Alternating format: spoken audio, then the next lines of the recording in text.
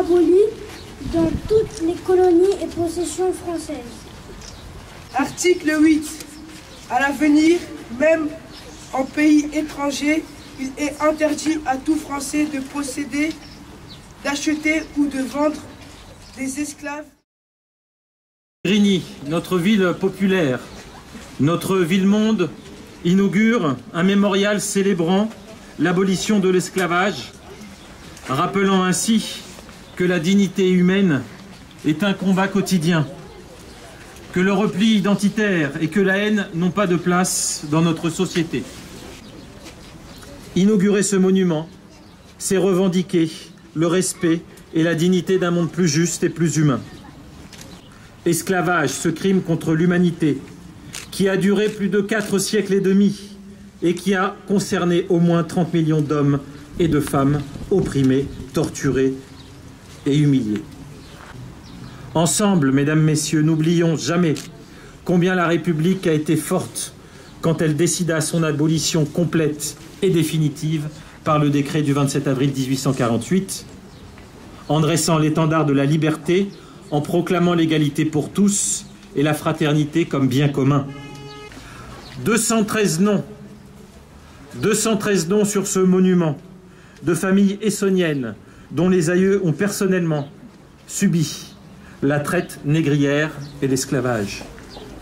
213 beaux noms pour honorer ceux qui ont, par le courage, la force et la rage de vivre, aboli ce système barbare que la loi du 10 mai 2001 a reconnu enfin comme crime contre l'humanité.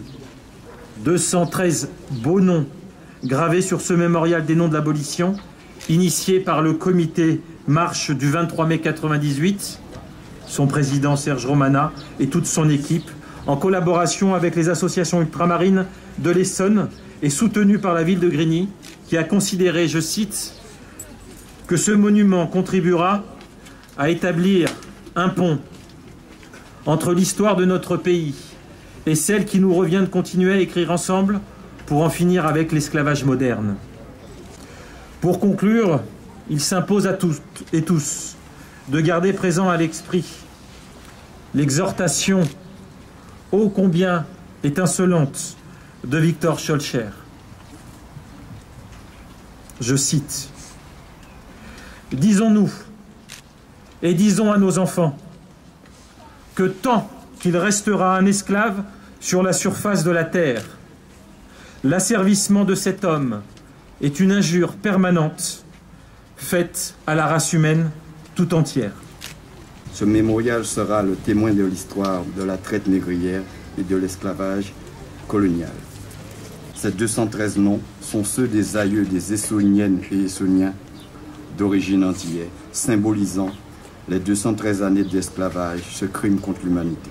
Nous avons commencé ce travail vraiment avec cette fameuse journée du 7 février 2016, où là, avec les artistes rassemblés dans un collectif qu'on appelle donc les Déchaînés, toute la journée, nous avons eu atelier de généalogie, conférences, et ensuite ils sont venus, et je parle d'artistes, de grands artistes, comme Jacob de Varieux, comme Tony Chasseur, d'autres, Dédé, etc. Et ça a été le point d'appel, le point de départ de tout ce mouvement qui a fait qu'effectivement après, eh bien, nos militants ont été dans les associations, on s'est assis autour de table avec les ordinateurs, les gens venaient, ils nous disaient « je m'appelle un tel ». Et on a un petit appareil, un petit site qu'on appelle enchoucage.org, on tapait le nom et boum, le nom arrivait. Et là, on voyait où l'ancêtre était né, à quel âge il avait été nommé, qui est-ce qu'il avait nommé, sur quelle habitation il avait travaillé pour les Guadeloupéens et les Martiniquais, son numéro de matricule. Et nous avons été capables, avec le collectif d'associations, on a pu récolter plus de 213 noms. Ces gens sont dignes d'intérêt. Ce sont vos parents. Vous devez les honorer dorénavant. Ce monument à Grigny est un point de ralliement pour vous. Il y a peu de communautés qui ont les noms de leurs parents sur des monuments. vous avez le nom de vos parents sur un monument parce qu'ils étaient des victimes de crimes contre l'humanité. Je ne dis pas ça pour que vous puissiez pleurer à l'infini, mais pour que vous puissiez les respecter. Parce qu'en les respectant, vous vous respectez et que vous créez des liens de fraternité entre vous.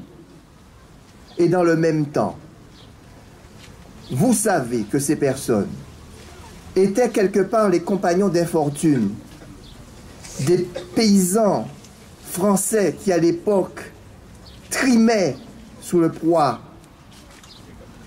des impôts des seigneurs en France. La majorité des Français étaient aussi dans une situation extrêmement difficile. C'est pourquoi il n'est pas bon de dire « ces blancs-là foutaient nègres en l'esclavage ». Parce qu'il s'agissait d'une alliance entre des élites occidentales, avec des élites africaines, avec des élites indiennes, avec même des élites chinoises. Nous ne souhaitons pas que l'histoire de l'esclavage soit le problème simplement des descendants d'esclaves.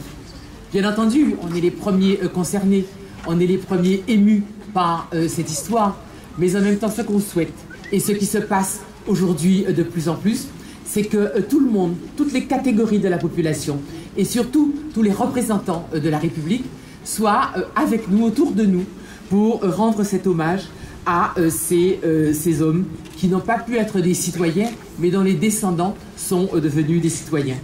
Je pense que les commémorations ont un sens si elles participent à la construction d'une mémoire apaisée. Il ne s'agit pas de se battre les uns contre les autres et de désigner tel ou tel à la haine des uns et des autres, mais il s'agit pour nous déjà, comme l'a dit Serge, de rendre hommage à ceux qui, à leur manière, qu'elles soient les armes à la main ou qu'elles soient dans la vie quotidienne, ont résisté contre ce système qui voulait faire d'eux des sous-hommes. Finalement, ces hommes qui étaient en esclavage, ils n'ont pas été qu'esclaves. Ils ont créé, ils ont laissé aussi des traces de leur créativité, de leur présence. Ils ont créé une culture, ils ont créé une musique. Donc on est finalement les descendants de tout cela. Pas seulement du deuil et du malheur, mais aussi de tout ce que ces esclaves ont créé, de tout ce que ensuite ces ultramarins ont créé et tout ce qu'ils ont apporté à la société française, à la culture française. Je pense qu'aujourd'hui, lorsque nous essayons de nous souvenir des esclaves, il faut bien entendu nous souvenir de ceux qui ont lutté, de Toussaint Louverture, de la mulâtresse Solitude, d'Elgrès, Ignace, mais il faut aussi, et Serge Romana l'a dit très bien, il faut aussi se souvenir de tous ceux qui ont accompagné les esclaves dans cette lutte.